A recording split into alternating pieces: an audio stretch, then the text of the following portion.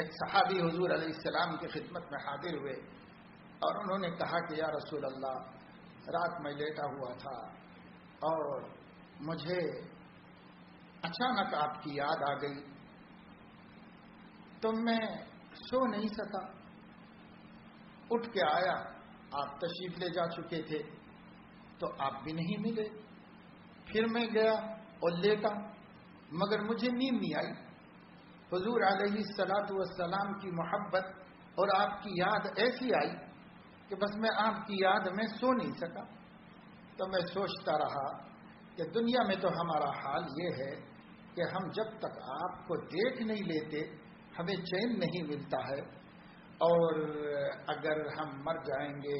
جنت میں بھی جائیں گے تو بھی کہاں آپ کا مقام ہوگا اور کہاں ہمارا مقام ہوگا۔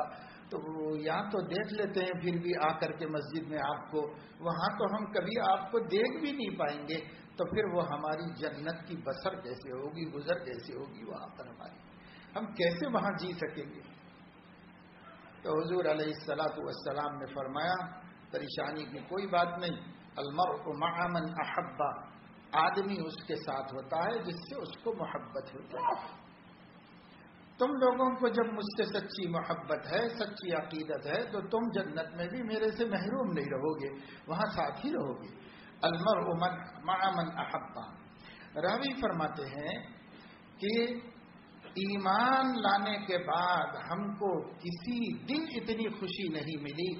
جس دن المرء مع من احب کہنے سے خوشی ملی، کیونکہ ہمارے قلوب آپ کی محبت سے معمور تھے، اور نبی نے فرما دیا آدمی اپنے محبوب کے ساتھ ہوگا، میرے محبوب نبی ہیں تو ہم نبی ہی کے ساتھ ہوں گے انشاءاللہ۔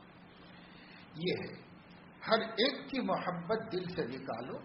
اور نبی کی محبت اپنے دل میں بساؤ۔ سڑنے گلنے والی لاشوں کی محبت سے نہ دنیا بنے گی نہ آخرت بنے گی، کچھ نہیں بنے گی، سوائے درد سری کے اور کچھ بھی حاصل نہیں ہوگا۔